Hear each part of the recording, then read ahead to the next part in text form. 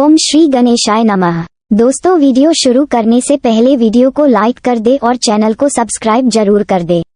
Story name is owned by a gangster and this story is begin from chapter 27 to 31. And guys, don't forget to share your reviews and put on your earphones before starting the video for better experience. तो चलिए शुरू करते हैं। आयशा ने हिचकिचाते हुए कहा, वो आपने मुझे यहाँ क्यों बुलाया है?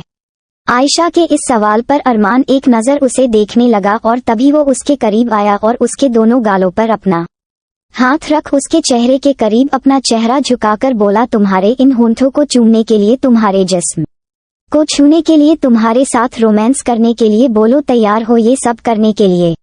अरमान के मुंह से ये शब्द सुन आयशा की आंखें फटी रह गईं। अरमान इस पल आयशा के इतने नजदीक खड़ा था कि उनकी सांसें तक एक दूजे से गुफ्तगू करने लगी। आयशा स्तब्ध रह चुकी थी तो वही अरमान ने उसे कुछ पलों तक बिना एक पलक झपकाए देखता रहा कि तभी उसने अपने हाथ में आयशा की बाजुओं को जकड़ा और कहा, welcome to your first day of training Ayesha. Training, ये एक शब्द सुन आयशा हैरानी से उसे देखने लगी कि तभी अरमान ने कहा, अब से मैं तुम्हें सिखाऊंगा कि अगर अकेले किसी गलत सिचुएशन में तुम फंस गई तो उससे कैसे लड़ोगी। ये कहकर अरमान आयशा की पतली पतली कलाइयों को देखने लगा ताकि अगली दफा अगर किसी के भी हाथ तुम्हें छूने के लिए उठे। अरमान ने आयशा की कलाई थाम ली तो उसके छूने से पहले ही तुम सामने वाली की गर्दन तोड़ देने का दम रखो। अरमान के इन शब्दों को सुन आयशा को अब जाकर समझ आया कि अरमान ने यहाँ उसे सेल्फ डिफेंस के लिए बुलाया है। आयशा को कुछ समझ नहीं आ रहा था कि वो क्या जवाब दे। पर मैंने आज तक ये सब नहीं किया है, आयशा ने नर्वसनेस के साथ कहा। इसीलिए 2 बार तुम्हारा रेप होते होते रह गया, अरमान ने छूटते ही ये शब्द कह डाले। और ये सुन आयशा ने अपनी नजरें झुका ली तो अरमान ने कहा, बहुत बकवास हो गई, अब काम की बात करते हैं। ये कहकर अरमान अब आखिरकार उससे दूर हुआ और एक पानी की बोतल उठाकर उस पानी को अपने चेहरे पर डाल लिया। आयशा आंख फाड़े उसे देखे जा रही थी। वो अरमान को कितना ही ठुकरा ले पर इस चीज से इनकार नहीं कर सकती थी वो कि अरमान के जैसा हॉट और ऐसे नैन नक्शों वाला शख्स उसने आज तक नहीं देखा था। अपने चेहरे को पानी से भिगोकर अरमान ने अपने बाल ऊपर किए और फिर एक टॉवल से अपना चेहरा पोंछते हुए आयशा से बोला, let's start with a simple embrace.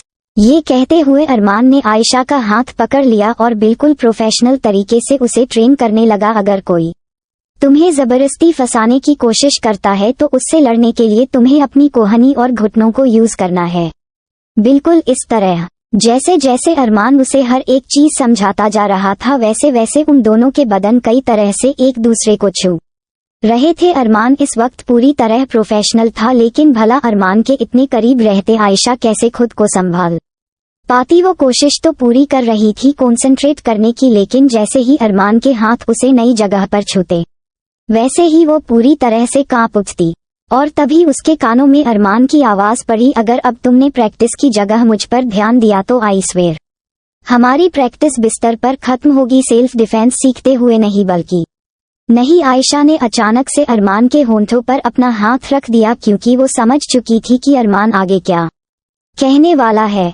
कि तभी आयशा ने महसूस किया कि हड़बड़ी में उसने अपना हाथ ही अरमान के होंठ पर रख दिया है, इसलिए वो जैसे ही उस हाथ को वापस खींचने को हुई उसी पल अरमान ने उसकी कलाई थाम ली और अगले ही झटके में खींचकर उसे घुमा दिया, जिस कारण आयशा की पीठ अरमान के सीने से जा लगी तो वही अरमान का होंठ जिससे उसने आयशा की कलाई पकड़ी थी वो ऐसी पोजीशन में आ गया था कि आयशा की कलाई थामे ही वो हाथ उसके सीने पर रख गया। आयशा का दिल धक रह गया, पर उसी वक्त अरमान ने उसकी कलाई पर अपनी पकड़ और अधिक मजबूत कर दी और अपने होंठ आयशा के कानों के करीब ले जाकर बोला, अगर ऐसी सिचुएशन में फंसती हो तो क्या करोगी बताओ, कुछ देर पहले ही सिखाया है तुम्हें। ये सुन आयशा ने एक गहरी सांस ली और अरमान के सिखाए गए उन स्टेप्स को याद कर खुद को छुटाने की कोशिश में लग गई, लेकिन बेशक उसकी कोशिश जाया गई। मुझसे नहीं हो रहा, आयशा ने हौंफते हुए कहा। कोशिश ही कहा कि तुमने अभी, अरमान ने हमेशा की तरह नपा तुला जवाब दिया। नहीं, मेरा हाथ दर्द होने लगा है, प्लीज छोड़िए, आयशा ने दर्द में तड़पते हुए कहा। अब तो ये हाथ तभी छूटेगा जब तुम अपना 100% दोगी। और ये कहते ही अरमान ने बेहद सख्ती से आयशा की कलाई को और अधिक जकड़ दिया। आयशा दर्द में बिलख उठी और कई तरह की कोशिश करने लगी अपना हाथ छुटाने के लिए कि तभी उसे याद आया कि कुछ समय पहले अरमान ने उसे एग्जैक्टली क्या बताया था और ये याद करते ही आयशा ने एक गहरी सांस ली और अगले ही पल अपनी कोहनी का यूज कर उसने अरमान के पेट पर वार किया और अरमान जो समझ गया कि इस बार आयशा ने कोई गलती नहीं की है और वो जो कर रही है वो एकदम सही है, ये देख अरमान ने खुद अपनी पकड़ आयशा से ढीली कर दी, जिस कारण आयशा उससे आजाद हो गई। और आजाद होते ही आयशा के चेहरे पर जो खुशी थी उसका कोई मुकाबला नहीं।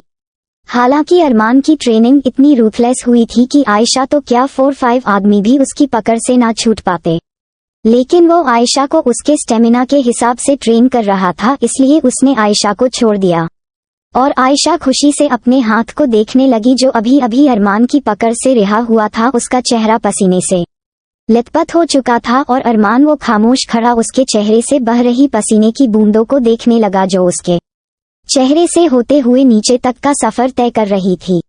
आयशा अपनी खुशी में मग्न थी तो वही अरमान उसके करीब बढ़ने लगा और जब वो आयशा के ठीक सामने आ खड़ा हुआ तभी आयशा ने नजर उठाकर उसे देखा और अरमान उसकी नजरें आयशा के जिस्म पर थिरक रही पसीने की बूंदों पर टिकी थी, जो आयशा के गले से होकर नीचे सीने में कहीं छिप सी जा रही थी। और जब अरमान के शरीर में हलचल शुरू हो गई तो उसने अपनी उंगली उस पसीने की बूंद पर रख दी जो आयशा के सीने तक बस पहुंच ही पाई थी।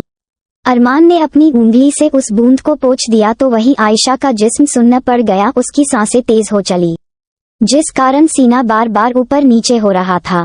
और अरमान उसने बेख्याली से आयशा की गर्दन में अपनी मजबूत उंगलियां फंसाई और आगे झुककर उसने आयशा के कानों के नीचे और गर्दन से कुछ ऊपर के बीचे के हिस्से को अपने होंठों से चूम लिया।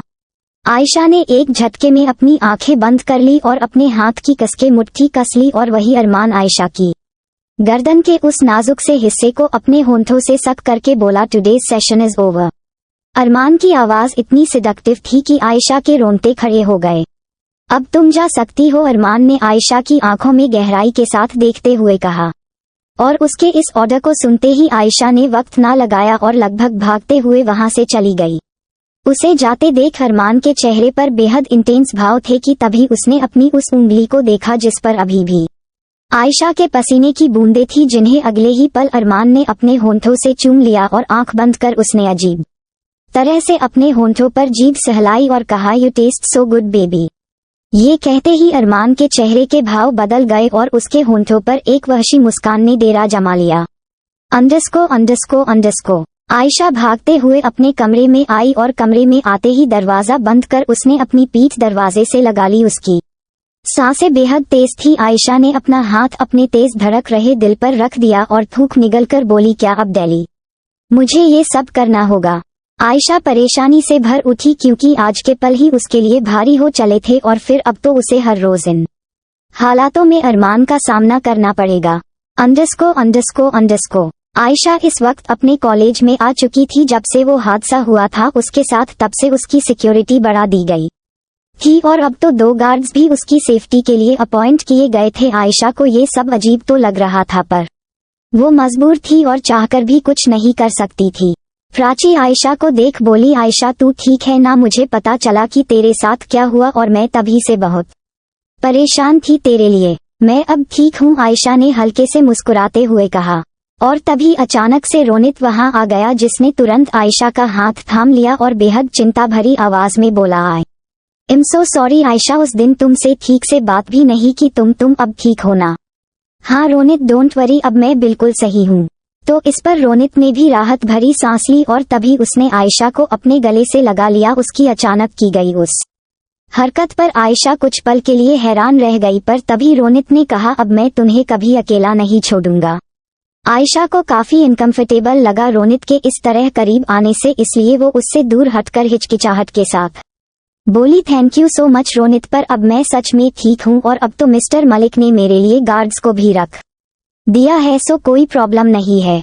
हाँ रोनित, तुझे आयशा की फिक्र करने की जरूरत नहीं, प्राची ने आगे आते हुए उसे चिढ़ाते हुए कहा।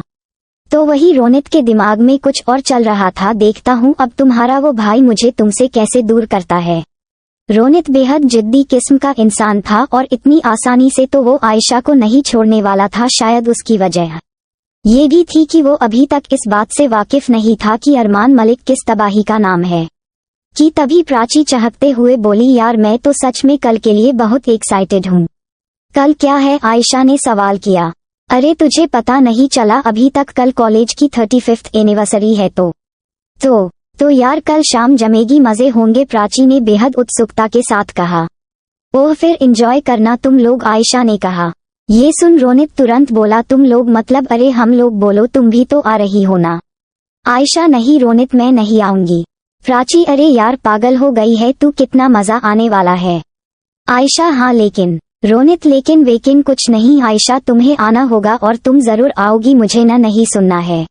रोनित और प्राची की जिद के आगे आयशा की नहीं चल पाई और एक गहरी सांस लेकर उसने कहा, ओके ओके आ जाऊंगी अब। खुश, डबल खुश। ये कहते ही प्राची आयशा के गले जा लगी। अरे यार मैं भी तो हूँ, ये कहते ही खुद रोनित भी आयशा के गले जा लगा। हर चीज से बेखबर आयशा अपनी दुनिया में मग्न थी, तो वही दूसरी तरफ एक शख्स के फोन में एक मैसेज आया जिसे खोल उसने जब आयशा और रोनित की तस्वीरों में उन दोनों को एक दूसरे के इने करीब देखा तो ये देख उस शख्स का इस कदर खून खौल उठा कि अगले ही पल उसने अपने सामने रखी कांच की टेबल पर इतनी जोर से लात दे मारी कि पूरी टेबल टूटकर चकनाचूर हो गई और कांच चारों ओर बिखर गया। और ये शख्स कोई और नहीं बल्कि खुद अरमान था, जो शायद अब सब कुछ तबाह करने वाला था।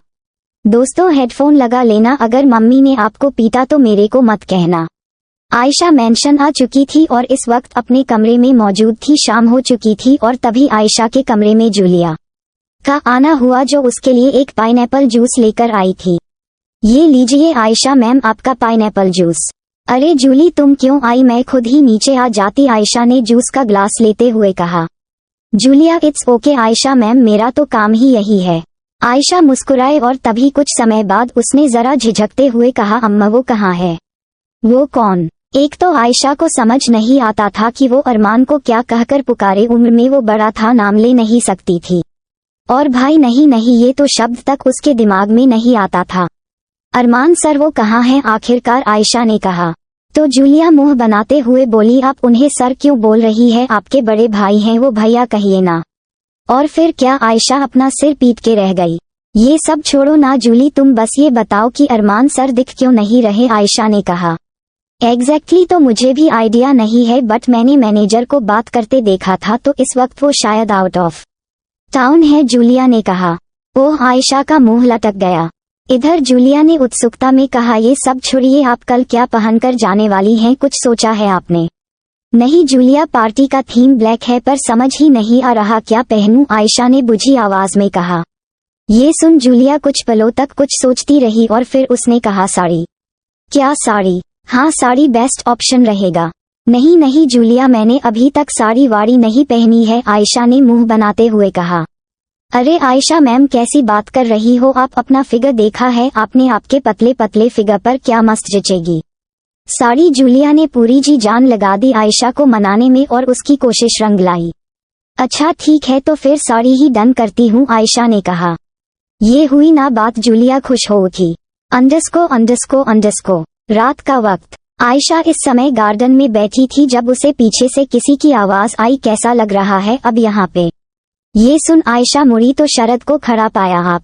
शरद आयशा के पास आए और बोले, अब मन लग रहा है यहाँ पे? इस पर आयशा ने अपनी गर्दन हिला दी। हमम। तो वही शरद के चेहरे पर भी कोई खास खुशी नहीं थी। वो इन सवालों में उलझे थे कि क्या आयशा को जरा भी अंदाजा है अरमान के मंसूबों का। तभी उन्होंने कहा, तुम्हें यहाँ किसी चीज की दिक्कत तो नहीं हो रही या ना? आयशा ने नासमझी में जवाब दिया, जी मैं ठीक हूँ। तो इस पर शरद ने जबरदस्ती की मुस्कान के साथ आयशा के सिर पर हाथ फेरा, अगर कभी भी किसी चीज की दिक्कत हो तो मुझे बताना। आयशा ने अपना सिर हिला दिया। जी। आयशा को महसूस हुआ कि शरद के चेहरे पर किसी बात की परेशानी है। आप ठीक हैं? तो ये सुन शरद ने कहा, हाँ ठीक हूँ, तुम अंदर चलो आराम करो जाके। आयशा ने इस पर कुछ ना कहा और धीरे से सिर हिलाकर वहां से चली गई। तो वही शरद उसे जाते देखते रहे और तभी उन्होंने मन ही मन कहा, नहीं अरमान, मैं तुम्हें आयशा की मासूमियत और मेरी इज्जत के साथ कभी नहीं खेलने दूंगा, कभी नहीं। शरद में चेहरे के भाव बेहद सख्त हो चुके थे और वो ठान चुके थे कि कभी आयशा और अरमान के रिश्ते को आगे नहीं बढ़ने देंगे वो। अगले दिन आज कॉलेज की 35th एनिवर्सरी के लिए आयशा को शाम तक कॉलेज पहुंचना था। वो इस वक्त अपने कमरे में बैठी तैयार हो रही थी और जूलिया उसकी साड़ी की प्लेट संभालकर खड़ी हुई और आयशा को ऊपर से नीचे देखते ही जूलिया ने उसकी बलाइयां ले लीं। जीसस, कितनी सुंदर लग रही हो आयशा मैम। ये सुन आयशा ने खुद को मिरर में देखा तो मुस्कुरा उठी। उसने इस समय ब्लैक कलर की प्लेन साड़ी पहनी थी जिस पर ग्लिटर जैसी चमक थी। ब्लाउज स्लीवलेस और बैकलेस था। साड़ी का पल्लू खुला था और बालों का सुंदर सा बन, चेहरे पर बेहद ही लाइट मेकअप, हाई हील्स, कुल मिला के बेमिसाल लग रही थी वो। नजर ना लगे आपको, जूलिया ने कहा और उसे नजर का टीका लगा दिया। आयशा बस मुस्कुरा दी। अब चलती हूँ वरना लेट हो जाऊंगी, आयशा ने कहा और कुछ ही समय में वहां से बाहर आ गई। ड्राइवर ने गाड़ी आगे बढ़ाई और कुछ ही समय में वो कार मेंशन से आगे निकल गई। अंडरस्को कॉलेज में सजवाट पर अच्छा खासा पैसा खर्च किया गया था। नाच गाने हर चीज का इंतजाम हो रखा था। चीफ गेस्ट्स के रूप में कई बड़े बड़े लोग आए थे और तभी आयशा का वहां आना हुआ, जिसे देख हर लड़कों के होश उड़ गए। आयशा को देखकर लगभग आधा कॉलेज तो पहले ही फ्लैट हो चुका था और आज तो मानो उन सबकी सांसें ही रुक गईं। आयशा ने हर किसी की नजरों को जब अपने ऊपर महसूस किया तो उसने नर्वसनेस में आके अपना सिर झुका लिया कि तभी उसके पास प्राची का आना हुआ। ओ माय गोश, मार डालोगी आज तो तुम आधे लड़कों को। शट अप प्राची, सब घूर रहे हैं, मुझे बहुत अजीब लग रहा है ये सब, आयशा ने कहा। हाँ मजे लो, इन लम्हों के हर किसी के नसीब में नहीं आते ये पल, प्राची ने शायराना अंदाज में कहा। बस बहुत हो गई शायरी। रोनित होता तो एक बार फिर फ्लैट हो जाता तुम पर। मतलब वो आया नहीं है क्या, आयशा ने हैरानी से सवाल किया। नहीं यार, अभी तक नहीं आया, इवन उसका तो फोन भी नहीं लग रहा, पता नहीं कहाँ मर गया। ऐसे क्यों बोल रही है, क्या पता कोई प्रॉब्लम आ गई हो। पता नहीं, छोड़ो ये सब, तुम अंदर चलो। ये कहकर प्राची आयशा को अंदर ले आई और कुछ ही समय में सभी लोग मिल जुलकर इस शाम के मजे लेने लगे। कुछ समय बाद सभी स्टूडेंट्स को स्पीच के लिए ऑडिटोरियम में बुलाया गया, जहां पहले से ही कई हस्तियां मौजूद थी। चीफ गेस्ट के रूप में आयशा पीछे सीट पर बैठी थी और प्रिंसिपल की स्पीच को ध्यान से सुन रही थी, तो वही प्राची को ये सब बोरिंग लग रहा था कि तभी प्रिंसिपल ने कहा, और आखिर में मैं शुक्रिया अदा करना चाहूंगा आज की शाम के बेहद खास मेहमान का, जिन्होंने हमारे कॉलेज के इतने खास दिन को ज्वाइन किया। वैसे तो इन्हें इंट्रोडक्शन की कोई जरूरत नहीं, इसलिए स्वागत कीजिए मिस्टर अरमान मलिक का। हर तरफ तालियों की गूंज उठ गई, तो वही ये नाम सुनते ही आयशा के होश उड़ गए। जहां अब प्राची को इस स्पीच में अचानक से दिलचस्पी आ गई थी, अरमान के नाम को सुन तो वही आयशा एक जगह पर फ्रीज हो गई। अरमान मलिक, जिसने इस समय अंदर व्हाइट शर्ट के साथ ब्लैक ब्लेजर और पेंट पहना था और हर लुक में बवाल लगता था, वो प्रिंसिपल के बुलाने पर वो स्टेज पर आया और अब अरमान सबकी नजरों का केंद्र बन चुका था। लड़कियों के बुझे हुए चेहरे अचानक से खिल उठे, तो वही अरमान के स्टेज पे आने पर प्रिंसिपल ने उसके हाथ में एक माइक पकड़ाया। अरमान ने माइक लिया और अब जाकर उसने अपनी नजरें उठाए, और क्या अंदाजा है इस बात का कि नजरें उठाते ही उसकी आंखें सीधे किसके ऊपर जा ठहरी, आयशा के ऊपर। उसने सीधे आयशा को देखा, मानो उसे एग्जैक्ट पता हो कि वो इस वक्त कितनी दूरी पर और कहां पर बैठी है। और आयशा का शरीर, जो कुछ देर पहले तक बहुत रिलैक्स था, वो अचानक से जकड़ने लगा अरमान को खुद को देखता हुआ पाकर। अरमान उतनी ही बेख्याली और इंटेंसिटी के साथ आयशा को बिना एक पलक झपकाए देखे जा रहा था। तभी उसने धीरे से अपनी भारी आवाज में कहा, मानना पड़ेगा शाम तो वाकई खूबसूरत है।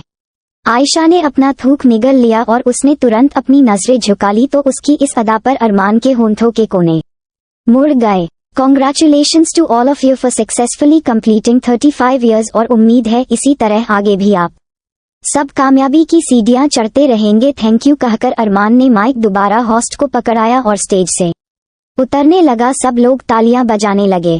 प्राची का चेहरा चमक रहा था और अब उसके हाथ नहीं थम रहे थे तालियां बजाते हुए। उसने आयशा को शांत देखा तो कहा, तू क्यों खामोश बैठी है, खुश नहीं हुई क्या, अपने भाई को यहाँ देख। प्राची सामने देखने लगी तो वही आयशा उसे बुरी तरह से घूरने लगी।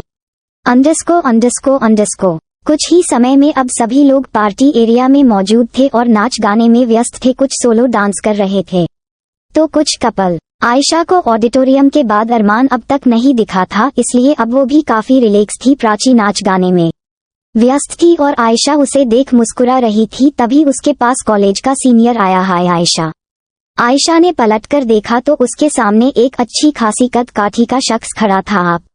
मैं निखिल, योर सीनियर। ओह हाय, आयशा ने मुस्कुराते हुए निखिल से हाथ मिलाया। तुम डांस नहीं कर रही? निखिल ने कहा। नहीं, मैं कैसे क्या मैं हूं ना as a partner Simone. Nikhil ने हाथ आगे बढ़ाया जिसे देख आयशा हिचकिचाए। इतना भी क्या सोच रही हो यार, चलो, ये कहकर निखिल बिना आयशा की इजाजत के उसका हाथ पकड़कर उसे स्टेज पर खींच लाया और आयशा के स्टेज पर आते ही हुटीक बजने लगी तो वही सबकी नजरों से बच के निखिल ने अपने दोस्तों के ग्रुप को देख आंख मारी मानो वो आयशा को अपने साथ लाकर कोई शर्त जीत गया हो। अम्मा निखिल प्लीज, मैं नहीं हूँ तैयार, आयशा ने अपना हाथ पीछे खींचते हुए कहा। अरे आयशा, शर्माती क्यों हो? मैं हूं ना, निखिल ने इस बार आहिस्ता से कहा तो आयशा ने खुद को दूर करने की कोशिश बंद कर दी। म्यूजिक, निखिल ने कहा जिसके साथ ही बैकग्राउंड में एक गाना प्ले हुआ। मरीज ए इश्क हूँ मैं, कर दे दवा, मरीज ए इश्क हूँ मैं, कर दे दवा। ओहो हो ओहो हो ओहो हो। निखिल ने अपना हाथ आयशा की कमर पर रख दिया और उसके चेहरे को देखने लगा तो वही आयशा अपनी नजरें उससे नहीं मिला पा रही थी। उसे अब भी ये सब अजीब लग रहा था। तलब है तू है नशा, गुलाम है दिल ये तेरा, खुल के जरा जी लूं तुझे, आजा मेरी सांसों में आ। मरीज ए इश्क हूँ मैं, कर दे दवा, हाथ रख दे तू दिल पे जरा, हाथ रख दे तू दिल पे जरा। डांस करते हुए ही निखिल ने अचानक से आयशा को घुमा दिया जिससे वो घूमते हुए कुछ कदम निखिल से दूर हो गई। पर इसी दौरान उसका पैर साड़ी में उलझ गया और इस कारण उसके पैर लड़खड़ा गए और जमीन पर गिरने को हुई, मगर तभी एक शख्स ने उसे थाम लिया। आयशा के दिल की धड़कनें तेज हो गई थी। कुछ पल तक वो अपनी नजर झुकाए खड़ी रही और जैसे ही अपनी नजरें उठाए तो सामने अरमान को खड़ा पाया जिसे देख उसकी आंखें फैल गई। कुछ लम्हों तक वहां खामोशी का पहरा छा गया, सिवाय गाने की आवाज के वहां किसी का शोर नहीं था। मोहब्बत रूह की है लाजिम फिजा, हाथ रख दे तू दिल पे जरा, हो हाथ रख दे तू दिल पे जरा। आयशा एक टक अरमान को देखे जा रही थी पर वही अरमान के चेहरे पर किसी तरह के भाव नहीं थे। उसका लहजा समझ से परे था। पर अचानक से उसने आयशा की पीठ पर अपना हाथ रखा और एक झटके में उसे खुद के इतने नजदीक खींच लिया कि आयशा पूरा बदन अरमान से जा टकराया। हर किसी की सांसें थम गई ये देख। पर तभी अरमान ने उसी तरह आयशा की आंखों में देख कहा, चेंज द म्यूजिक। अरमान की आवाज में इतना डोमिनेशन था कि रेडियो जॉकी ने तुरंत गाना बदल दिया और यहाँ अरमान ने अपनी पकड़ आयशा के जिस्म पर जकड़ दी और बेहद जुनूनी अंदाज में कहा, अब मैं तुम्हें दिखाता हूँ डांस क्या होता है। और इसी के साथ पीछे गाना शुरू हुआ। शोलों सी तेरे आंखों की यह रोशनी किसके लिए है, किसके लिए है। चांदनी चांदनी तेरे चेहरे की यह चांदनी किसके लिए है, किसके लिए है। अरमान ने डांस के दौरान आयशा को एक झटके में घुमा दिया जिससे उसकी पीठ अरमान के सीने से जा लगी। दोनों इस वक्त बेहद ही पेशनेट लहजे में खड़े थे। अरमान के होंठ आयशा के गर्दन के करीब आ गए और उसने धीरे से अपने हाथ को आयशा की कोरी बाहों पर चलाना शुरू कर दिया और इस दौरान उसने बेख्याली में अपनी आंखें बंद कर ली। तेरा मुस्कुराना नजर यूं झुकना, तेरा मुस्कुराना नजर यूं झुकना, मेरे लिए है बस मेरे लिए है।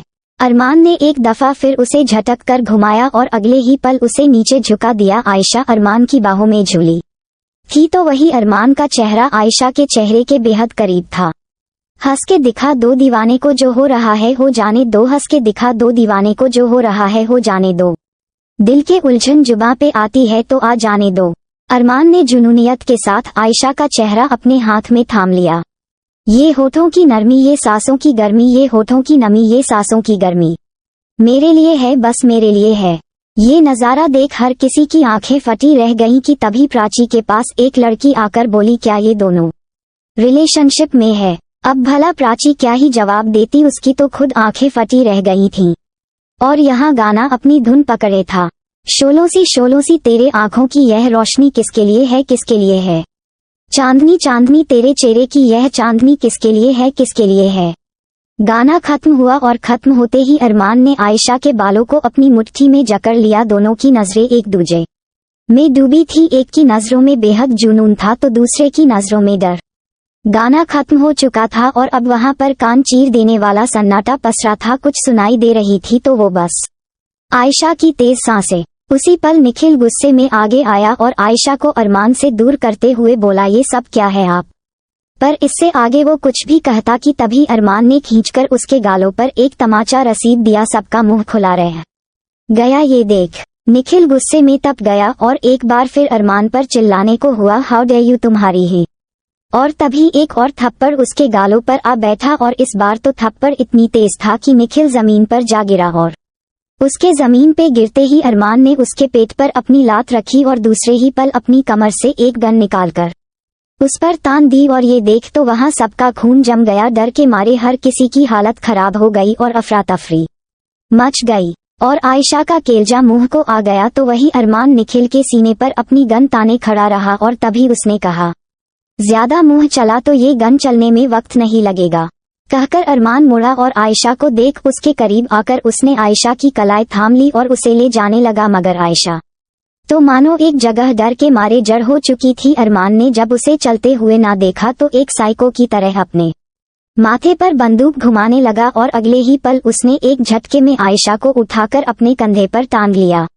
हर किसी के होश फाख्ता हो गए और अरमान आयशा को अपने कंधे पर टांगकर वहां से ले गया। अंडस्को। कुछ ही समय में अरमान की कार उसके कोटेज के आगे आकर रुकी। आयशा कांप रही थी। उसके गुस्से को देख अरमान गाड़ी से उतरा और दूसरी तरफ से उसने आयशा को बाहर निकाला और लगभग खींचते हुए उसे अपने साथ अंदर ले गया। अंदर आते ही आयशा अपना हाथ छुड़ाने लगी। छोड़िए मेरा हाथ। मगर हाथ छोड़ने की बजाय अरमान ने उसे खींचकर खुद के सीने से लगा लिया और उसके चेहरे को बेहद मजबूती से अपने हाथ में भरकर बोला, नहीं जाना चाहिए था तुम्हें उसके करीब। अरमान पागल लग रहा था जिसे देख आयशा का खून सूख गया। मैं नहीं गई थी। शश। अरमान ने उसके होंठों पर अपनी उंगली टिका दी और फिर उस उंगली को उसके होंठों पर चलाते हुए बोला, नो मोर वर्ड्स। और ये कहते ही अरमान ने आयशा के होंठों से अपनी उंगली हटाई और उस उंगली की जगह सीधे अपने होंठों को उससे जोड़ दिया। इतना प्रेशर था उसके होंठों में कि आयशा के कदम पीछे लड़खड़ा गए, पर अरमान ने पीछे से तुरंत उसकी गर्दन पर अपना हाथ जकड़ दिया और पागलों की तरह उसे चूमने लगा। उसका दूसरा हाथ बेतरतीबी से आयशा की खुली पीठ पर रेंग रहा था और उस हाथ को नीचे ले जाते हुए उसने आयशा की कमर को अपनी मुट्ठी में जकड़ लिया। अरमान पागल हो चुका था। उसने आयशा के होंठों को लगभग खाते हुए उसे पीछे धक्का दिया जिससे वो सीधा सोफे पर जा गिरी और अरमान का पूरा शरीर उसके नाजुक से बदन पर चढ़ गया। आयशा ने उसे रोकने की इस बार जरा सी भी कोशिश ना की और अरमान उसके होंठों को चूमते हुए नीचे बढ़कर उसकी चिन पर अपने होंठ चलाने लगा। उसके हाथ आयशा की साड़ी से झांक रही कमर पर चलने लगे जिससे आयशा का शरीर सिहर उठा। उसकी आंखों से आंसू की बूंद सरक गई कि तभी अरमान का फोन बज उठा। आयशा को उतनी ही सनक के साथ किस करते हुए अरमान ने अपना फोन रिसीव कर अपने कानों से लगाया तो दूसरी तरफ से शरद की बेहद क्रोध से भरी चीख उसके कानों में पड़ी, आयशा कहाँ है अरमान। ये सुन अरमान रुका और यूं ही आयशा के होंठ से होंठ टिकाते हुए साइको की तरह बोला, वो जहां भी है सेफ है। शट अप अरमान, मुझे सब पता चल गया है कि कॉलेज में तुमने क्या किया। I will not forgive you Arman, अगर तुमने उसके साथ। शश चिल्लाइए मत, आप जानते हैं मुझे शोर पसंद नहीं। तो वही शरद गुस्से में पागल हुए जा रहे थे। अरमान लिसन टू मी, अभी के अभी आयशा को मेरे सामने लाओ वरना आई एम बिजी डैड। कहते हुए अरमान आयशा के लाल पड़ चुके होंठों को देखने लगा। बहुत जरूरी काम कर रहा हूँ इस वक्त, बाद में बात करते हैं। ये कहते ही अरमान ने फोन काटकर उसे सोफे पर फेंक दिया। हेलो अरमान शरद चिल्लाते रहे पर फोन कट चुका था और इधर अरमान ने एक नजर पूरी तरह से आयशा के जिस्म पर डाली और फिर अपनी उंगली से उसकी गर्दन को सहलाते हुए गुनगुनाते हुए कहा, तेरे जिस्म पे तेरी रूह पे बस हक है, एक मेरा तेरे अश्क पे तेरे वक्त पे बस हक है, एक मेरा। आयशा की रूह तक कांप उठी उसे गुनगुनाते देख तो वही अरमान पागलों की तरह हंस पड़ा। अरमान की ये हंसी इतनी भयानक थी कि आयशा का जिस्म कपकपा गया और तभी अरमान का हंसना बंद हुआ और वो आयशा के चेहरे को देखने लगा और फिर उसने आयशा की पतली सी कलाइयों को अपने एक हाथ में थामा और उसके हाथ को अपने सीने पर रख बोला, यहाँ जलन होती है जब तुम्हें कोई आंख भी उठा के देखे और वहां तो वो तुम्हें छू रहा था, अब कैसे बर्दाश्त करता मैं ये हमम। अरमान इस वक्त बेहद डरावना लग रहा था। वो आयशा के उस हाथ को अपने सीने पर चलाने लगा, जानती हो जब उसने तुम्हें छुआ तो मेरा क्या दिल क्या करना चाहता था, क्या मार डालना चाहता था उसे। वही उसी वक्त अरमान ने छूटते ही कहा जिसे सुन आयशा के दिल की धड़कनें रुक गई। तो वही अरमान ने आयशा के गालों को थामकर कहा, तुम्हारे जिस्म को छूने वाले हाथ सिर्फ मेरे होने चाहिए। सिर्फ मेरे। अरमान बेतहाशा आयशा की आंखों में देखे जा रहा था और आयशा भी उससे नजरें ना हटा पाई कि तभी ना जाने उसके दिमाग में क्या आया कि उसने सवाल किया, और ये सब आप किस हक से कह रहे हैं? आयशा के इस सवाल पर अरमान अचानक से बिना किसी हरकत के आयशा को देखने लगा। हक ये कहते ही अरमान के होंठों के कोने मुड़ गए। मुस्कुराते हुए भी वो भयानक ही लगता था। और इधर उसने आयशा के ब्लाउज से झांक रहे कोरे कंधे पर अपनी उंगलियां चलाते हुए कहा, पसंद आ गई हो तुम इस अरमान मलिक के दिल को। अरमान के शब्द सुनते ही आयशा का बदन ढीला पड़ गया कि तभी अरमान ने उसे उतनी ही शिद्दत से देख कहा, और जो चीज मुझे पसंद आ जाती है उस पर सिर्फ मेरा हक होता है, मैं कोई चीज नहीं, इसीलिए तुम खास हो। अरमान ने छूटते ही कहा और आयशा के ऊपर से हट गया। आयशा तो मानो अपनी जगह जम चुकी थी, उससे हिला तक नहीं जा रहा था। उसके कानों में बस वो शब्द गूंजे जा रही थे, पसंद आ गई हो तुम इस अरमान मलिक के दिल को। जहां अरमान खड़े होकर उसे देखते हुए अपना ब्लेजर उतारने लगा, तो वही आयशा ने उसे जब ये करते देखा तो उसके रोंगटे खड़े हो गए। वो सोफे पर ही पीछे की ओर धंसने लगी और उसने डर से सराबोर नजरों के साथ अरमान को देखते हुए कहा, ये क्या क्या करने वाले हैं आप? अरमान ने कोई जवाब ना दिया और उसे देखते हुए अपना ब्लेजर उतारकर साइड में फेंक दिया। आयशा ने एक नजर उस जमीन पर पड़े ब्लेजर पर डाली और फिर अरमान पर जो बेरहमी से उसे देखे जा रहा था। उसने अपनी शर्ट की बाजू की बटन खोलकर उन स्लीव्स को कोहनी तक समेटना शुरू कर दिया।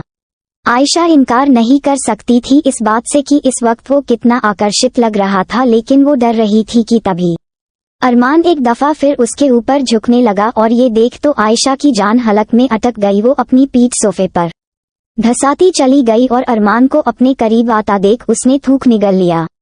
और एक पल ऐसा आया कि अरमान पूरी तरह से आयशा पर झुक चुका था और आयशा ने डर के मारे अपनी आंखें बंद कर ली और अचानक से चिल्ला उठी, न नहीं, मेरे साथ वो सब मत करिए। आयशा की आंखों से आंसू का तिनका बहकर उसके गालों पर सरक गया और उसे डरता देख अरमान के होंठ फैल गए। वो इसी तरह कुछ पलों तक उसका चेहरा देखता रहा और तभी अचानक से उसने आयशा को अपनी गोद में उठा लिया। आयशा स्तब्ध रह गई। अरमान की इस हरकत पर उसके हाथ अनायास ही अरमान की गर्दन में फंस गए और वो आंखें खोल उसे हैरत भरी निगाहों के साथ देखने लगी। ये लम्हे खामोश हो चुके थे, सांसों की हलचल इस सन्नाटे को चीर रही थी और आयशा उसके लिए वक्त मानो थम सा गया। वाकिफ तो हुए तेरे दिल की बात से छुपाया जिसे तूने कायनात से, वाकिफ तो हुए तेरे उस ख्याल से छुपाया जिसे तूने अपने आप से। पर अरमान की नजरें सामने थी और वो बिना किसी जोर आजमाइश के आयशा को अपनी बाहों में लिए आगे बढ़े जा रहा था। और आयशा वो बिना थके अरमान के चेहरे को देखने लगी, जिस दौरान उसके जहन में एक एक कर वो हर लम्हे गूंजने लगे जो उसने अरमान संग बिताए। अरमान को उस पर हक जताना, उसका चिल्लाना, उसे मुसीबतों से बचाना और उसके करीब आना, हर एक लम्हे रील की तरह उसकी आंखों के सामने चलने लगे। और तभी अचानक से अरमान ने आयशा पर अपनी नजर डाली तो ये देख उसने तुरंत सकपकाते हुए अपनी नजरें झुका ली। कहीं ना कहीं तेरी आंखें तेरी बातें पढ़ रहे हैं, हम मेरे साथ वो सब मत, ना कहीं तेरे दिल में धड़कनों में ढल रहे हैं हम। तू हर लम्हा था मुझसे जुड़ा, चाहे दूर था मैं या पास रहा। जहां आयशा ने अरमान से अपनी नजरें चुरा ली थी तो वही अरमान अब बिना रुके उसे देखने लगा और इसी तरह वो उसे एक कमरे में लेकर आया। उसकी गोद में झूली आयशा इस वक्त बेहद नाजुक लग रही थी। अरमान ने उसे बिस्तर पर लिटाया और अब उसके आधे शरीर का भार आयशा के जिस्म के ऊपर था। आयशा ने अपनी नजरों को नीचे झुकाए रखा तो वही अरमान ने आगे झुकते हुए उसकी आंखों से बह रहा वो आंसू का कतरा अपने होंठों से चूम लिया और इस दौरान आयशा की पकड़ अरमान के कंधों पर जा कसी। लब से भले तू कुछ ना कहे, तेरे दिल में हम ही तो बसे या रहे। सांसें तेरी इकरार करे, तेरा हाथ अगर छू ले पके, तेरी ख्वाहिशें कर भी दे तू बयां, यही वक्त है इनके इजहार का। कि तभी आयशा ने धीरे से अपनी पलकें उठाई तो उसकी नजरें सीधा अरमान की नजरों से जा टकराई। आयशा के दिल में इस कदर हलचल मच गई थी कि वो पूरी तरह से सरसरा उठी और उसी पल अरमान की ठंडी उंगलियों ने आयशा की साड़ी से झांकते पेट को छू लिया और उसकी इस हरकत पर आयशा का रोम रोम सिहर उठा। तू हर लम्हा था मुझसे जुड़ा, चाहे दूर था मैं या पास रहा। आयशा के दिल की धड़कनें अनियमित रफ्तार पकड़ चुकी थी। अरमान का सख्त हाथ उसके मखमली से पेट पर चल रहा था और उसकी उंगलियां आयशा की नाभि के साथ शरारत करने लगी तो आयशा से अब ये सब बर्दाश्त न हुआ और वो तुरंत पलट गई और अब दृश्य ऐसा था कि आयशा की कोरी पीठ अरमान की नजरों के सामने थी, उसके गोरे बदन पर खिल रहे उस काले ब्लाउज को देख अरमान पागल हुआ जा रहा था। अरमान ने उसके ब्लाउज से झांक रही पीठ पर अपने होंठ रखे और एक झटके में अपने दांतों से पकड़कर उसके ब्लाउज की डोरी को खोल दिया। उसकी इस हरकत पर आयशा ने अपने हाथ कसके शीट पर जकड़ दिए और वही अरमान के तपते होंठ अब उसकी पूरी पीठ पर रेंगने लगे। अरमान मलिक, जिसके लिए उसके करीब आने वाली हर लड़की केवल मेकआउट डॉल हुआ करती थी, आज वो आयशा को देख बेसब्र और सनकी हो चुका था। आयशा के लिए उसके मन में पनप रहे जज्बात लस्ट के नहीं बल्कि कुछ और थे जिन्हें शायद वो अभी कबूल नहीं करना चाहता था। और इधर आयशा के पूरे जिस्म में झुरझुरी फैल गई। उसने कसके अपनी आंखें मींच ली। अरमान के होंठ बेतहाशा उसे चूमे जा रहे थे और तभी उसने एकदम से आयशा को पलटकर अपने सामने किया और उसके सामने आते ही अरमान ने अपने होंठ उसकी गर्दन में धंसा दिया। बिस्तर पर फैले अपने हाथ की मुट्ठी आयशा ने बेड शीट पर जकड़ दी और अरमान आयशा को खाए जा रहा था। उसके होंठ बेहिसाब आयशा की गर्दन पर रेंगते हुए नीचे का सफर तय करने लगे कि तभी अचानक से आयशा के जहन में वो रात कौंध उठी जो उस अनजान शख्स के साथ बिताई थी। उसने ये याद आते ही आयशा का पूरा बदन कांपने लगा और कुछ लम्हों पहले उसके पेट में जो तितलियां उड़ रही थी उसकी जगह अब अजीब सी ऐंठन पैदा हो गई। उसकी इस कपकपी को जब अरमान में महसूस किया तो उसके होंठ रुक गए और उसने गर्दन उठाकर आयशा के चेहरे को देखा जो कि लाल पड़ चुका था। अरमान उसे देखते हुए उसके चेहरे के करीब आया कि तभी आयशा ने अचानक से अरमान की गर्दन में अपने हाथ फंसा दिए और उसने सीने से लगकर फूटकर रो पड़ी। अरमान का चिर परिचित लहजा इस वक्त भी एक्सप्रेशनलेस था। उसने बिना कुछ कहे आयशा की पीठ पर अपना हाथ जकड़ दिया और खुद पीठ के बल लेटते हुए उसने आयशा के छोटे से शरीर को अपनी चौड़ी छाती पर लिटा लिया। उस काली रात को जो कुछ भी आयशा के साथ हुआ था उसके बाद आयशा को पहली दफा एक कंधा मिला था रोने के लिए। अरमान खामोश लेटा रहा और उसके हाथ आयशा की पीठ पर चलते रहे तो वही आयशा ना जाने कितने पलों तक अपने आंसुओं से उसके सीने को भिगोती रही। अंडस्को। दूसरी तरफ मुंबई की सरजमी पर एक प्राइवेट जेट लैंड हुआ जिसके द्वारा एक शख्स बाहर निकला जिसने इस समय काले रंग का पठानी सूट पहना था जिसकी बाहों को उसने कोहनी तक समेट रखा था और उस पठानी सूट में वो बवाल लग रहा था। हाथ में महादेव के नाम का कड़ा और चेहरे पर दहशत। ये शख्स अभय ठाकुर था। वो जेट से बाहर उतरा और इसी के साथ साथ उसने अपने आंखों पर चढ़े काले चश्मे को निकाला और एक नजर पूरे मुंबई को देखने लगा। उसके साथ इस समय उसके कई आदमी थे। तभी सामने से फॉर्मल कपड़े उसका एक खास शख्स कबीर आया और अभय से हाथ मिलाते हुए बोला, वेलकम टू मुंबई। तो वही अभय सीधे काम की बात पर आया। कहाँ देखा था आखिरी बार उसे? हाँ चलिए मेरे साथ, कहकर कबीर अभय को अपने साथ ले गया।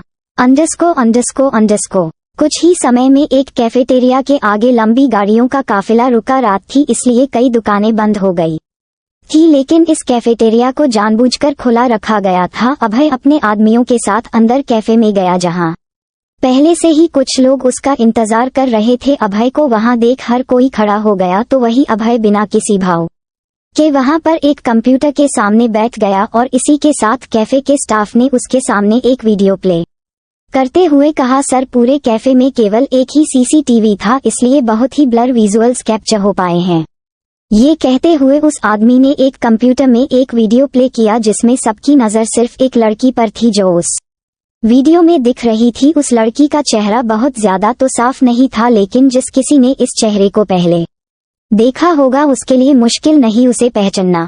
पॉज, अभय ने कहा जिसके साथ ही वीडियो पॉज हुआ। जूम हियर, अभय के कहने पर वो आदमी उसके बताए अनुसार फोटो जूम करने लगा और अब जाकर अभय की नजर आयशा के चेहरे पर थम गई। वो अपने एक्सप्रेशंस को छिपाने में माहिर था पर उसके खून में जो उफान आया था उसे बयां भी नहीं किया जा सकता। क्या इन्फॉर्मेशन मिली इस लड़की की? अभय ने एकटक उस तस्वीर को देखते हुए कहा, सर ज्यादा इन्फॉर्मेशन नहीं है, बट जब लास्ट टाइम ये यहाँ आई थी तब इन्होंने बताया था कि अब से ये कैफेटेरिया नहीं आएंगी, तो फिर मैंने वजह पूछी तो कहा कि ये बेंगलो शिफ्ट हो रही हैं। What bungalow? कबीर ने कहा। Yes I am not sure, but इन्होंने तो यही कहा था। लेकिन बेंगलो, कबीर आगे कुछ कहता कि तभी अभय की आवाज उसके कानों में पड़ी। जेट रेडी रखवाओ कबीर, हम अभी इसी वक्त बेंगलो चल रहे हैं। और ये कहते ही अभय उठ खड़ा हुआ और दोबारा अपनी आंखों पर चश्मे चढ़ाते हुए बोला, अब वक्त आ गया है चिड़िया को पिंजरे में कैद करने का। अभय के चेहरे पर दहशत से भरे भाव आ गए, जिन्हें देख हर किसी ने अपना थूक निगल लिया। अगली सुबह आयशा का सर बेहद भारी हो रहा था, जिस कारण उसे आंखें खोलने में भी कुछ पल तक तकलीफ हुई, पर कुछ समय बाद वो पूरी तरह से होश में आई और उसकी आंख खुलते ही वो बिस्तर पर उठ बैठी। उसकी सांसें तेज थी और एक पल में उसके दिमाग में कल रात वाला हर लम्हा गुजर गया। उसने अपना सिर पकड़ लिया और सोचने लगी कि किस हद तक फिसल चुकी थी वो। अरमान के करीब आते ही उसने अपने तेज धड़क रहे दिल पर हाथ रखा और तभी उसके जहन में अरमान के कहे वो शब्द गूंज उठे, पसंद आ गई हो तुम अरमान मलिक के दिल को।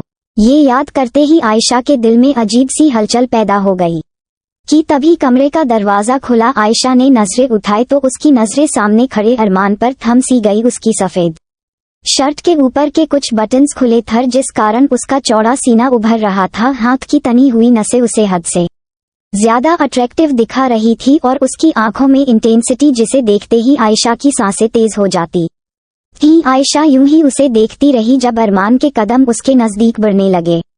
कुछ ही कदमों की दूरी तय कर अरमान आयशा के करीब आ खड़ा हुआ और उसकी चिन पर हाथ रख अपना चेहरा उसके होंठों के करीब ले जाकर बोला, चलें। आयशा हैरान हुई दो बातों से, पहला उसके सवाल पे और दूसरा उसके मुंह से आ रही शराब की बदबू से, जिस कारण आयशा ने अपना चेहरा दूसरी ओर घुमा लिया और धीरे से बोली, हाँ आपने शराब पी है। तो ये सुन अरमान ने एक हाथ से मजबूती के साथ उसके दोनों गालों को थामा और उसका चेहरा अपने करीब घुमाते हुए ठंडी आवाज में बोला, मैंने कहा चलें। और ये कहते ही अरमान ने आयशा की कलाई थामी और उसे लगभग खींचते हुए वहां से ले जाने लगा। आयशा ने साड़ी पहनी थी, इसलिए अरमान की इस अचानक से की गई हरकत पर उसके कदम लड़खड़ा गए, पर अरमान ने उसकी एक ना सुनी और यूं ही खींचते हुए उसे बाहर ले आया। आप कहाँ ले जा रहे हैं मुझे? आयशा पीछे से चिल्लाई और अरमान उसे पूरी तरह से अनसुना करते हुए आगे बढ़ता रहा। कुछ ही समय में वो अपनी कार के पास आया और आयशा को पैसेंजर सीट पर बिठाकर खुद ड्राइविंग सीट पर आ बैठा। आयशा उसकी इस हरकत पर डर गई थी। उसे समझ नहीं आ रहा था कि अरमान को अचानक से हुआ क्या है। प्लीज कुछ तो बताइए, आप जा कहाँ रहे हैं और आपने शराब भी पी है? ऐसे में ड्राइविंग करना सेफ नहीं। आयशा लगातार अपना मुंह चलाए जा रही थी कि तभी अरमान अचानक से उसके करीब झुका और उसके होंठों पर अपना हाथ रख बोला, शश नो मोर वर्ड्स। अरमान की इस आवाज पर आयशा आंखें फाड़े रह गई, तो वही अरमान उससे दूर हुआ और दोबारा अपना फोकस सामने करते हुए ड्राइव करने लगा और आयशा एक जगह जड़ रह गई। अंडस्को। अरमान की कार धूल उड़ाते हुए सीधे आयशा के कॉलेज के सामने आ खड़ी हुई और ये देख आयशा की सांस अटक गई। कल जो कुछ हुआ था उसके बाद से उसमें हिम्मत नहीं थी दोबारा इतनी जल्दी सबका सामना करने की। आप यहाँ पर क्यों? आयशा अपने शब्द तक पूरे ना कर पाई, तब तक अरमान ने कार से उतरकर आयशा को भी बाहर निकाल लिया और उसे इसी तरह खींचते हुए अंदर ले जाने लगा।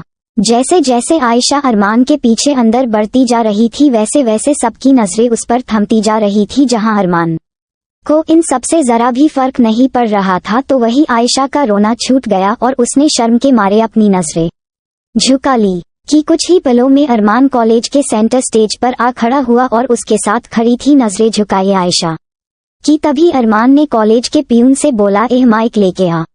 ये सुन पियून तुरंत वहां से माइक लेने के लिए भागा और अब तक पूरे कॉलेज में अफरा तफरी मच चुकी थी। ओए प्राची, जल्दी बाहर आ, देख क्या हो रहा है। क्लास में बैठी प्राची से उसकी दोस्त चिल्लाते हुए बोली। तो वही उसने जब हर किसी को बाहर की ओर भागता हुआ देखा तो वो भी हैरान रह गई। भूकंप आ गया है क्या जो सब भाग रहे हैं? भूकंप तो नहीं आया था, पर ये सब किसी भूकंप से कम भी नहीं था। कुछ ही पलों में पूरा कॉलेज कॉरिडोर से लेकर ग्राउंड तक इकट्ठा हो गया और इतने में वो पीयू माइक ले आया और उसने डरते हुए उस माइक को अरमान की तरफ की बढ़ा दिया। तो वही अरमान ने उस माइक को छीना और उसे चेक कर कुछ देर में बोला, अगर और कोई रह गया हो तो उसे भी उठा लाओ, क्योंकि आज इस कॉलेज के कुत्ते तक को पता होना चाहिए कि मैं क्या कहने जा रहा हूँ। अरमान ने बेशक शराब पी थी, लेकिन वो हर एक शब्द अपने होश में कह रहा था। तो वही उसके इन शब्दों को सुन वहां खड़ा हर बंदा नजरें फाड़े रह गया और इधर अरमान ने सबके सामने आयशा का हाथ थामा और अपनी तेज आवाज में कहा, ये आयशा मुखर्जी जानते होगे इसे? तो और मुझे भी जानते हो ना? कहते हुए अरमान ने वहां खड़े एक लड़के को घूरा, ओए बता कौन हूं मैं। ये सुन उस लड़के ने अपना थूक निगला, क्योंकि कल रात अरमान निखिल के साथ जैसे पेश आया था उससे हर कोई डर चुका था। बोल, अरमान चिल्लाया तो वो लड़का तुरंत बोला, आप अरमान मलिक। ये सुन अरमान ने आयशा की तरफ अपनी उंगली पॉइंट की, और ये कौन है। उस लड़के के पसीने छूटने लगे थे। उसने डरते हुए एक नजर आयशा को देखा और फिर अरमान को देख बोला, आयशा मुखर्जी, क्या लगती है ये मेरी जी या ये बहन आपकी। और उस लड़के का इतना कहना भर था कि अरमान ने वो माइक फेंक के एक कांच के दरवाजे पर दे मारा, जिसके टूटने की आवाज सुन हर कोई थरथरा गया। तो वही अरमान चिल्लाते हुए पूरे कॉलेज को देख बोला, यही फितूर निकालने आया हूं मैं यहाँ तुम सबके और इस दुनिया के दिमाग से कि ये आयशा मुखर्जी अरमान मलिक की बंदी है। She is my women. Arman की चीख पूरे कॉलेज में गूंज उठी और हर किसी के होश उड़ गए उसके इन शब्दों को सुन। अंडरस्को और मल्होत्रा का जो प्रोजेक्ट है उसे हम सर। अचानक से मीटिंग रूम में कई लोगों के साथ बैठे शरद की बात को उनके पीए ने काटा। ये क्या बेहुदगी है, तुम जानते हो मैं इम्पोर्टेंट मीटिंग में बिजी हूँ, फिर क्यों मुझे इंटरप्ट कर रहे हो। शरद ने गुस्से भरी आवाज में कहा। पर वो पीए चेहरे पर बेहद परेशानी के भाव लाकर शरद के पास आया। सर, बहुत बड़ी प्रॉब्लम हो गई है, कहकर उस पीए ने अपना फोन बाहर निकाला, जिसमें चल रहे वीडियो को देख शरद के पैरों तले जमीन खिसक गई, क्योंकि उस वीडियो में अरमान और आयशा खड़े थे। कॉलेज के किसी स्टूडेंट ने इस सीन को लाइव कर दिया था और अरमान के कहे शब्दों को सुन शरद की दुनिया हिल गई। अंडरस्को। इधर कॉलेज में मानो सबको बहुत बड़ा झटका लगा था कि उसी पल अरमान की नजर उस भीड़ में मौजूद निखिल पर गई, जिसे कल ही उसने सबके सामने मारा था। उसे देख अरमान के चेहरे के भाव बदल गए और उसने निखिल को अपनी उंगली से अपने सामने आने का इशारा किया।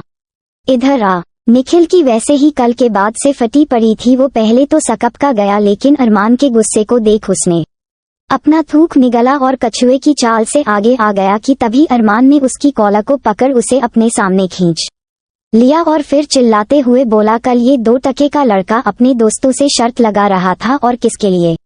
आयशा को जीतने के लिए, कहकर अरमान ने निखिल की कॉलर पकड़ उसे झकझोरते हुए कहा, क्यों बे, तेरे बाप की प्रॉपर्टी है वो जो तू उसे जीतेगा। और इसी के साथ अरमान ने निखिल को दूर धकिया दिया और हर किसी की आंखों में आंखें डाल बोला, कान खोलकर सुन लो सब के सब। अरमान ने आयशा की तरफ इशारा किया, इसके लिए मैं दुनिया तक जला सकता हूँ, इसलिए किसी ने भी इस पर अपनी आंख भी डाली तो जिंदा काट डालूंगा।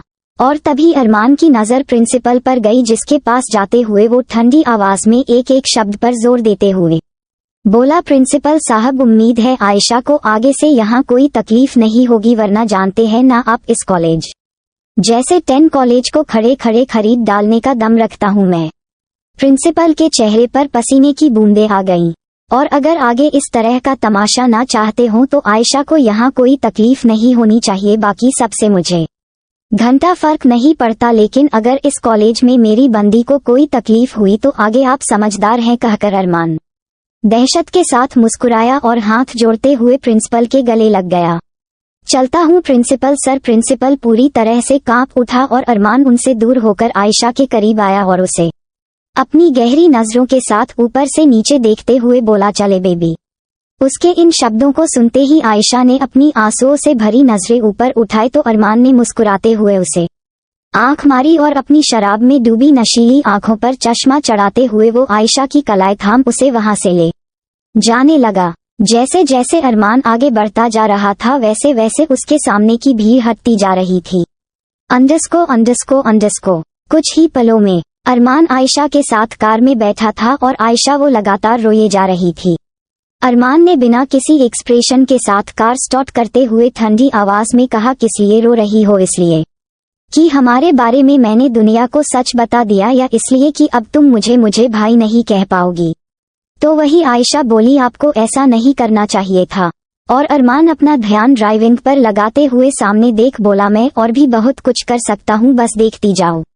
अंडरस्को। तो वही शरद ने गुस्से में वो फोन उठाकर जमीन फेंक दिया और बेतहाशा क्रोध के साथ चिल्ला उठे। उन्होंने अपना हाथ बेहद क्रोध में टेबल पर मारा और बेहिसाब तेज में चीखे, आई विल किल यू अरमान। अंडरस्को। इधर अरमान का सिर दर्द हो गया था। आयशा की सिसकियां सुन ना जाने कब से वो अपना सिर झुकाए बस फफक रही थी और अब अरमान का दिमाग खिसक गया। उसने गुस्से में अपने बालों पर हाथ घुमाया और अचानक से ब्रेक लगाया और अगले ही पल उसने आयशा को खींचकर अपनी गोद में बिठा लिया। आयशा उसकी इस हरकत पर सकपका गई, लेकिन इससे पहले कुछ भी समझ पाती कि तब तक अरमान ने एक हाथ से उसकी गर्दन को पीछे से पकड़ा तो वही दूसरे हाथ को उसके गर्दन और गालों के बीच फंसाते हुए उसे अपने करीब खींचा।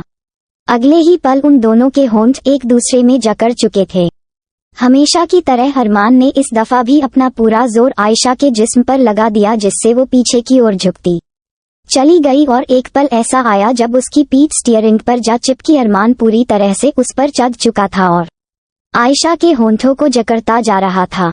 आयशा की पीठ स्टीयरिंग व्हील पर रखी थी, इसलिए दबाव पड़ने की वजह से स्टीयरिंग में लगी हॉर्न बज पड़ी, लेकिन अरमान को इन सब से रत्ती भर फर्क ना पड़ा और वो यूं ही आयशा पर सवार बना रहा कि तभी अचानक से अरमान ने आयशा को एक दफा फिर अपने सीने के करीब खींचा, जिसके साथ ही आयशा का ब्लाउज पीछे किसी चीज में उलझ गया और इसी के साथ जोर से कुछ फटने की आवाज आई, जिसे सुन आयशा की सांसें रुक गई। कुछ फटने की आवाज सुन आयशा की सांसें थम गई तो वही अरमान के होंठों पर एक टेढ़ी मुस्कान आ गई और आयशा उसका पूरा चेहरा लाल पड़ चुका था। उसे समझ नहीं आ रहा था कि वो अपनी बेकाबू सांसें संभाले या अपने ब्लाउज को। और तभी अरमान के हाथ पीछे उसकी पीठ पर चलने लगा और इस दौरान उसने महसूस किया कि आयशा का ब्लाउज पीछे से फट चुका है। अरमान के जिस्म में तड़प पैदा हो गई। उसकी मखमली त्वचा को छूकर उसने जोर से आयशा को खुद के सीने से चिपका लिया और अपना चेहरा उसकी गर्दन में घुसाते हुए वो आयशा की पीठ पर अपना हाथ सहलाने लगा कि तभी उसका हाथ आयशा की इनरवियर की स्ट्रेप में उलझ गया। उसने जानबूझकर अपना हाथ उस पतली सी स्ट्रेप के भीतर डाल दिया और उसकी इस हरकत पर आयशा का तन बदन झंझना गया। आयशा ने तुरंत अरमान के कंधों पर अपना हाथ रखा और उससे दूर होने के लिए कसमसा उठी, मगर अरमान ने उसके जिस्म पर अपनी पकड़ और अधिक मजबूत कर दी और अब आयशा के लिए अरमान से दूर होना दूहर हो गया। छोड़िए प्लीज, उसने अपनी पतली सी कांप रही आवाज में कहा। और अरमान वो पागल हुआ जा रहा था और ये भी जानता था कि अगर कुछ देर तक वो और आयशा के बदन से इस कदर लिपटा रहा तो बहुत बड़ी कयामत हो जाएगी। उसने एक बार मजबूती से आयशा की पीठ को मसला और फिर अचानक से उसे खुद से दूर कर दिया और आयशा उसकी जान में जान आई। वो अब भी अरमान की गोद में ही थी और उसकी हिम्मत नहीं हो रही अरमान से नजरें मिलाने की, तो वही अरमान को फुर्सत नहीं मिल रही थी उससे नजरें हटाने की। वो कुछ पलों तक उसका हया से सराबोर चेहरा देखता रहा और फिर उसने अपनी उंगलियों से आयशा के बिखरे बालों को उसके कान के पीछे सरका दिया और उसके गालों को थाम बोला, माइन ओनली माइन। उसके ये 3 शब्द ही मानो पूरी दास्तां बयां कर रहे थे। आयशा का दिल धड़क उठा और उसने अचानक से अरमान को देखा। उसका रोना ना जाने कब का बंद हो चुका था, पर अब भी गालों पर सूख चुके आंसुओं की लकीरें थी। अरमान फुर्सत से कुछ पलों तक उसे देखता रहा और फिर अचानक से अपनी शर्ट के बटन खोलने लगा। ये देख आयशा के प्राण सूख गए, उसकी आंखें फटी रह गई। क्या कर रहे हैं आप? उसने कांपते हुए सवाल किया, पर अरमान बिना कोई जवाब दिए उसकी आंखों में देखते हुए अपनी शर्ट के बटन खोलता रहा। आयशा की जान हलक में अटक गई, क्योंकि जब से अरमान से उसका सामना हुआ था तब से उसे इतना साफ हो चुका था कि ये शख्स कभी भी कुछ भी कर सकता है, सोच से परे है अरमान मलिक। आयशा डर के मारे उससे जैसे ही दूर होने को हुई कि तभी अरमान ने उसकी बाजू थाम ली और ठंडी आवाज में बोला, चुपचाप बैठी रहो। आयशा कांप तो रही थी डर में, लेकिन वो इसके आगे जरा सी भी नहीं हिल पाई। इतने में अरमान ने अपनी पूरी शर्ट उतार दी और अब उसका नेकेड सीना आयशा के सामने था। आयशा का गला सूख गया। उसे इस हाल में देख जिम में पसीना बहाकर तैयार की गई उसकी बॉडी इस वक्त आयशा स्पष्ट देख सकती थी। हालांकि अरमान और आयशा का पहला एनकाउंटर भी तब हुआ था जब अरमान स्विमिंग की वजह से सिर्फ बॉक्सेस में था, लेकिन तब आयशा को इतना गौर करने का वक्त नहीं मिला था। पर आज अरमान उसके इतने करीब इस हाल में बैठा था और अरमान वो ना जाने कब से आयशा की आंखों को अपने सीने पर जमे हुए देख रहा था। उसने अचानक से आयशा की कलाई थामी और सीधा उसका हाथ अपने नेकेड सीने पर रख दिया और इतने में ही आयशा के पूरे शरीर में करंट सा दौड़ गया कि तभी अरमान ने कहा, you can touch me anywhere. उसके इन शब्दों को सुन आयशा ने तुरंत अपना हाथ पीछे खींच लिया और फौरन अपनी आंखें बंद कर ली। पर प्लीज आप मुझे छोड़ दीजिए। तो अरमान उसके करीब आया और उसकी बंद आंखों को बेहद तल्लीनता से देख बोला, छोड़ दूं और तुम्हें ये तो नामुमकिन है। अरमान की गर्म सांसें आयशा अपने चेहरे पर महसूस कर रही थी। उसके दिल की रफ्तार बढ़ चुकी थी और वो यूं ही सहमी हुई बैठी रही कि तभी अरमान ने उस शर्ट को आयशा की पीठ से ले जाकर आगे सीने तक ढक दिया।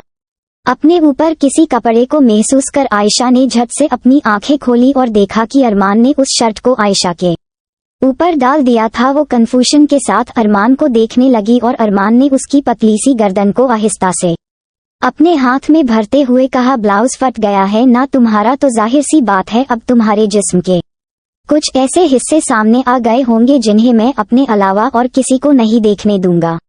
अरमान की इस बात को सुन आयशा ने शर्म से अपनी नजरें झुका ली, तो वही अरमान ने उसे अब जाकर अपनी गोद से हटाया और एक बार फिर अपना फोकस ड्राइविंग पर लगा दिया। तो वही आयशा ने उससे नजरें चुराते हुए कहा, आप कुछ नहीं पहनेंगे? तो इस पर अरमान ने सामने देखते हुए कहा, काश जिस तरह मैंने तुम्हें अपनी शर्ट पहना दी उसी तरह मैं भी तुम्हारी साड़ी पहन सकता, पर हमारे पास लिमिटेड कपड़े हैं, एक को ढकने के लिए दूसरे को कपड़े उतारने ही होंगे।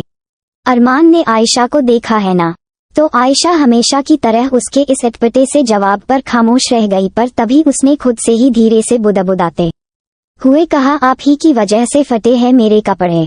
मगर अरमान ने उसके शब्द सुन लिए, आगे देखती जाओ क्या क्या फाड़ता हूँ। आयशा का सिर्फ चेहरा ही नहीं बल्कि पूरा जिस्म लाल पड़ गया उसकी बेशर्मी को देख।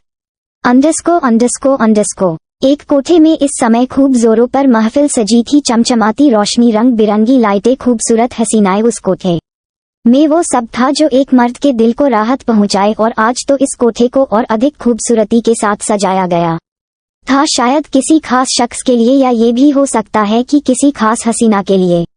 किसी दुल्हन की तरह सजे धजे कोठे के इर्द गिर्द कई आदमी जमीन पर सजी सेज पर बैठे थे, हाथ में मदिरा और आंखों किसी के आने का इंतजार लिए वो बेताब हुए जा रहे थे कि तभी वहां बीचों बीच एक मोटी ताजी लिपी पुती महिला आ खड़ी हुई, जो उस कोठे की मालकिन फातिमा बेगम थी। और वो बड़ी ही लचक के साथ मुस्कुराते हुए बोली, आदाब।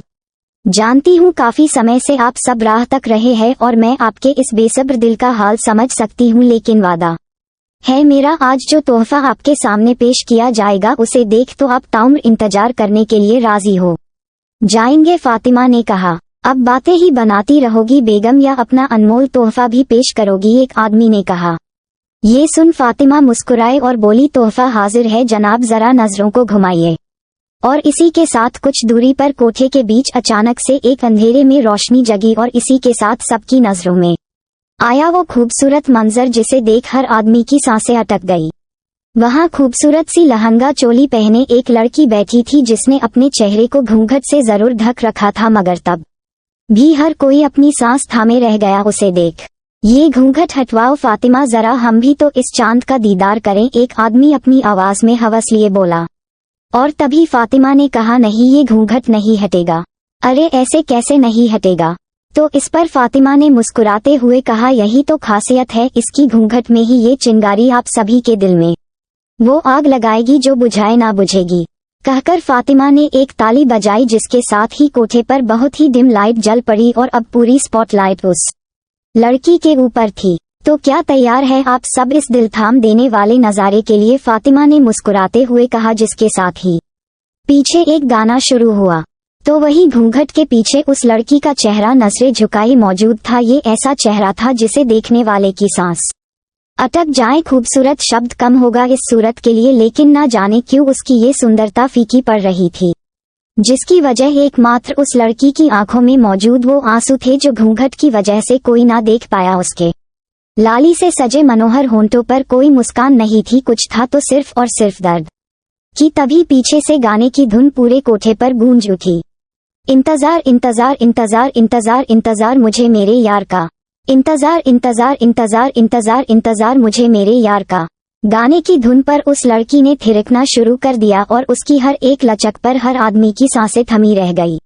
मेरे सर पे दुपट्टा मेरे प्यार का, मेरे सर पे दुपट्टा मेरे प्यार का, केसरिया बालमा मोरे पधारो महारे देश। इंतजार इंतजार इंतजार इंतजार इंतजार। उस लड़की के लहंगे और चोली से झांक रही गोरी कमर को देख हर किसी की लार टपक गई। तो वही वो लड़की आंखों में आंसू और चेहरे पर दर्द लिए नाचती जा रही थी। कहता है मेरा दिल दिल दिल बैरिया आके मिल मिल मिल। रास्ता निहारूं मैं तुझको पुकारूं मई, रास्ता निहारूं मैं तुझको पुकारूं मई। कि तभी वो लड़की थिरकते हुए उन इंसानी भेड़ियों के बीच में आके दीवानी सी थिरकने लगी। लगी ऐसी लगन बनी मई तोह जोगन, लगी ऐसी लगन बनी मई तोह जोगन। बिन तेर मई जी ना सकूं। एतबार एतबार एतबार एतबार एतबार मुझे मेरे यार का, हाय मेरे सर पे दुपट्टा मेरे प्यार का, मेरे सर पे दुपट्टा मेरे प्यार का। और उसी पल इस नज़ारे में 4 चांद लग गए जब वहां कुछ और बैक डांसर्स अपने हाथ में जलती हुई मोमबत्ती लेकर आई और उस लड़की के इर्द गिर्द नाचते हर गुनगुनाने लगी। तेरे नाम की चुनरिया बानी मई बनवरिया, तेरे नाम की चुनरिया बानी मई बनवरिया, तुझे रंग दो केसरिया आजा सवरिया। कि तभी ना जाने कहां से कोठे पर एक नौजवान लड़का आया। अच्छी खासी कद काठी और रंग रूप का वो लड़का थिरकते हुए आगे आया। वो आंखों में कई तरह के जज्बात लिए उस लड़की को देखने लगा, मानो घूंघट में होते हुए भी वो उसके हर नैन नक्श को देख पा रहा हो। जज्बात उस लड़के की आंखों में भी थे, लेकिन ये बाकियों की तरह हवस के नहीं थे। उस लड़के के हाथ में एक शराब की बोतल थी जिसे लेकर वो उस लड़की के इर्द गिर्द घूमते हुए गुनगुनाने लगा, बोल मेरे बेलिया जादू ये क्या कर दिया। आंखें बहकती हैं सांसें महकती हैं, आंखें बहकती हैं सांसें महकती हैं। वो लड़का बेहद ही नजाकत से उस लड़की के सामने खड़े होकर अपने एहसास बयां करने लगा। पल पल हलचल दिल जाए या ना मचल, पल पल हलचल दिल जाए या ना मचल, किसे बाहों का ये हरदून मुझ पे है खुमार है खुमार है खुमार है खुमार मेरे यार दून हाय। और तभी फातिमा ने शराब की बोतल अपने होंठों से लगाई और उसके कुछ घूंट पीते ही उस बोतल को सीधे उस लड़की के पैरों में फेंक दिया, जिससे कांच के टुकड़े जगह जगह बिखर गए और बिखरते हुए कुछ टुकड़े उस लड़की के पैरों के नीचे आ गिरे। अब ये मंजर लाल हो चुका था, उस लड़की के खून से लाल, जो आवारी सी बिना किसी होश में गोल गोल घूमे जा रही थी, मानो उसे अपने पैरों में कांच की चुभन महसूस ही ना हो रही हो। उसे देख फातिमा के होंठों के कोने मुड़ गए तो वही वो लड़की बदहवास सी नाचे जा रही थी। केसरिया बालम पधारो महारे देश, हाय मेरे सर पे दुपट्टा मेरे प्यार का, मेरे सर पे दुपट्टा मेरे प्यार का। और तभी कांच की इतनी तेज चुभन उस लड़की को अपने पैरों में महसूस हुई कि अब उसके कदम बुरी तरह से लड़खड़ा उठे और वो बदहवास सी जमीन पर जा गिरी। ठीक उसी समय जब उसी वक्त वहां किसी शख्स का आना हुआ और वो लड़की सीधा उस शख्स के कदमों में जा गिरी। गाना खत्म हो चुका था और तमाशा भी। अब वहां केवल सन्नाटा पसरा था, कानों को चीर देने वाला सन्नाटा। और फातिमा उसके होंठों की मुस्कान गायब हो गई अपने सामने खड़े शख्स को देख, और दहशत के मारे वो बस एक नाम कह पाई, अभय ठाकुर। इस नाम को सुनना भर था कि वो पैरों में गिरी लड़की का दिल धक रह गया और उसकी पूरी दुनिया हिल गई केवल अभय का नाम सुनते ही।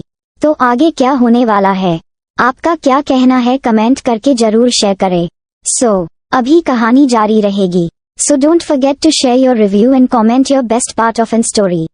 और अगर आपने अभी तक हमारे चैनल को सब्सक्राइब नहीं किया तो कृपया इसे सब्सक्राइब करें और बेल आइकन पर क्लिक करें ताकि आप हमारी नई कहानी पहले पा सके। And if you like my story so comments your feelings with heart emoji.